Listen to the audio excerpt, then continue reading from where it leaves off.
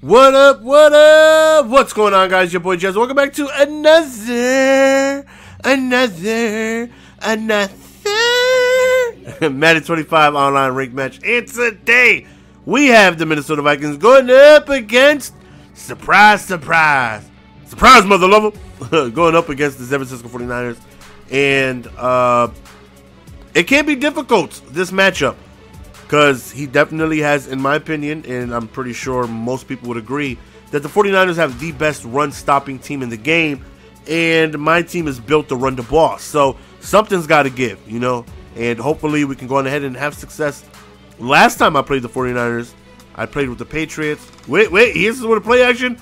Most of you, give it to me, baby. I don't stop till you get it up for Shimona. Last time I played the 49ers, I had the Patriots, and LeGarrette Blount ran up and down the field, and I had great success.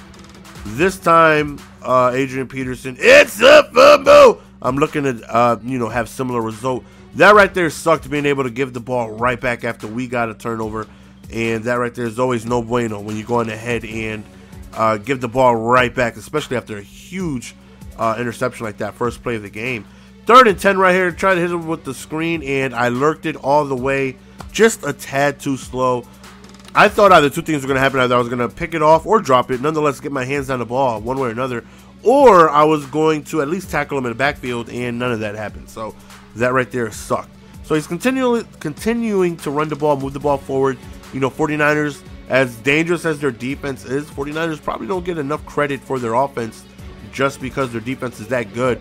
But you got Kaepernick, who's a beast. Frank Gore is one of the glitchiest players in Madden. He's one of those players that play 1,000 times better than they do in real life. We drop a pick right there, but we do get the stop.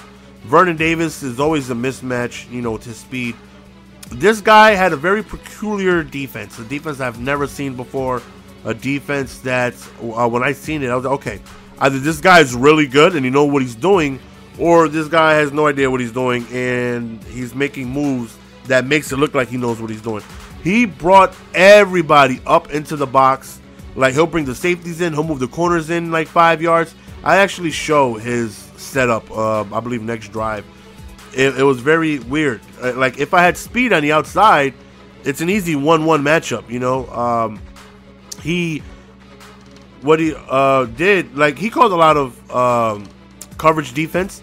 As you guys saw a little earlier on in the drive, I believe it was 3rd down, and he sent nobody. He had 11 guys in coverage.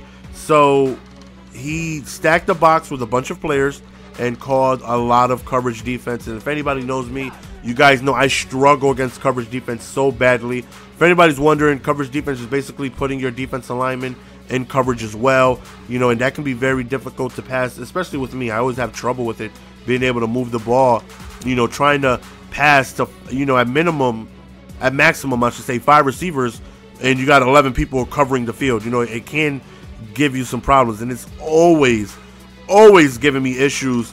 So I already know what type of game I'm going to be up for, especially if I'm going to have trouble running the ball. Like I said, he stacked the box like I've never seen nobody do. Don't test the user. He is so disrespectful. Right here, I'm going to show you guys his setup, exactly what he was doing. He would bring the safeties in right around like the linebacker area. He'll move the cornerbacks in. And I'm thinking to myself, and most of the time he would press as well, so his cornerbacks wouldn't be that deep. And I'm like, why is he playing this type of defense? Really just leaving one-on-one on the outsides. Either that's just what he does, or maybe he just knew I didn't have the speed to beat him over the top. I don't know. I just thought it was a defense that was a little weird, and I've never seen it. Again, he'll bring his safeties up. You see him move his cornerbacks to the inside.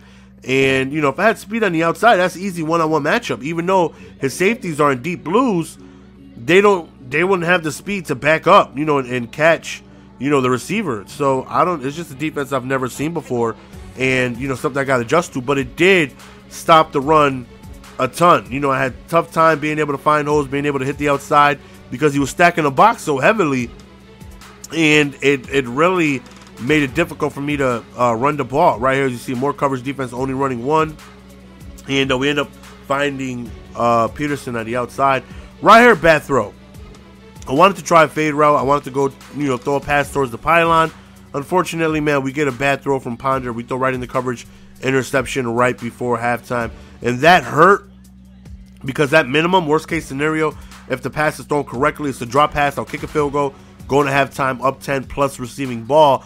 So that right there definitely, hurt my, momentum a lot, being able to throw an interception so close to the end zone. So since I already know what he's doing, I'm thinking, let me see if I can catch him off guard. Let me put Adrian Peterson in the slot.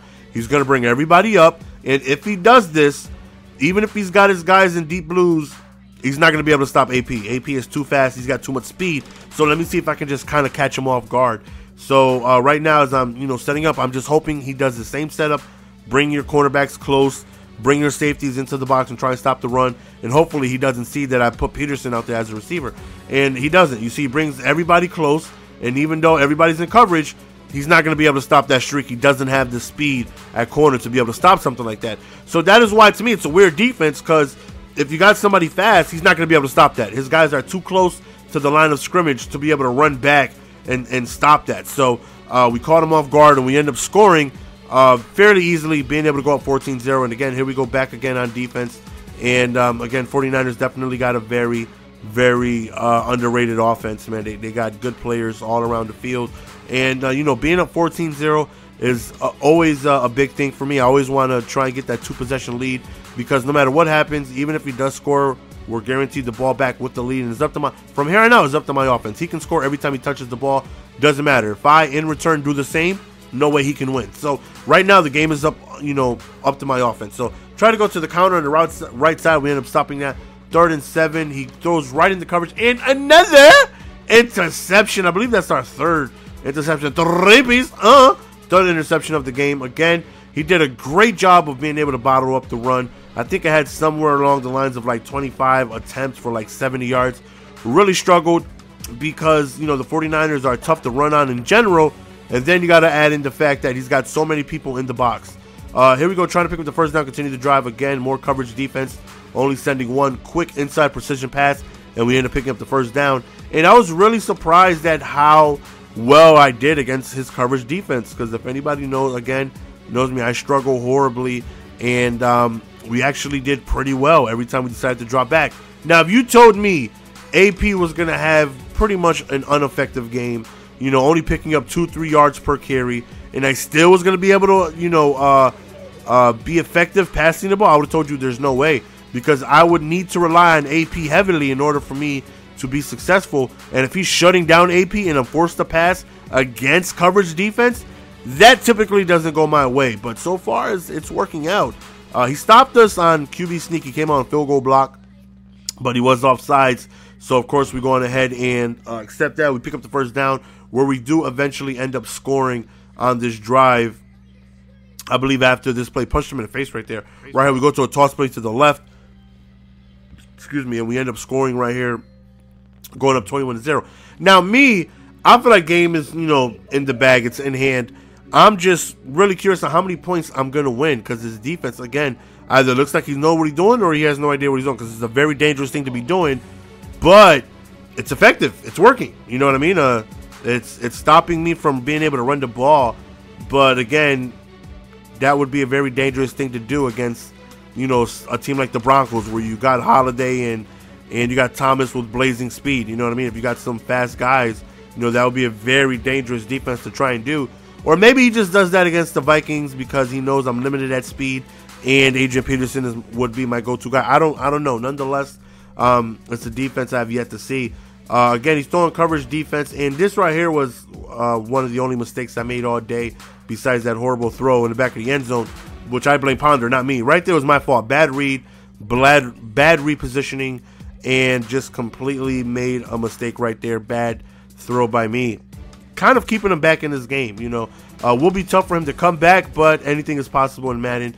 He ends up scoring. He goes for 2, and he ends up kicking off, not going for an onside. And I feel like he kind of conceded in game, kind of just like, hey, game's over. I'm not even going to chance it. So all we really got to do is just run the ball. He only has 2 timeouts. So just 1 first down ends the game. And that's what we're trying to accomplish right here, this drive. So 21-8, he's down multiple scores. Time is winding down. He is calling his timeouts, though. He does stop us right here on this 3rd down. So we are forced to go on ahead. And I'm going to go ahead and punt the ball. I don't want to make any mistakes, trying to back him up as far away from the end zone as possible. With no timeouts, he would really need a miracle with 40 seconds left for him to try and come back. And that's a good way to start. Beat me over the top, deep over the middle, and great play by him. But, you know, with no timeouts, he's going to have to score quickly, get an onside, and score quickly again after that. So all we really want to do is just don't let him score. That definitely, you know, gives us the win. And that's exactly what happens. He catches his pass, he no huddles, but he's unable to get back to the line. And we end up winning. And I was surprised that we got 11 points. And I looked at his record, and his record is amazing. And, you know, to me, he really didn't give me that much trouble on his offense. Didn't really give me that much trouble. You know, his defense was a little weird. You know, he definitely plays a very risky defense, you know, but it was very effective. As you see, I struggled running the ball. Well, I wouldn't say struggle. We almost had 100 yards, but it took me damn near 30 attempts to get that. His record is like 120. Just look at his record. Look how good his record is.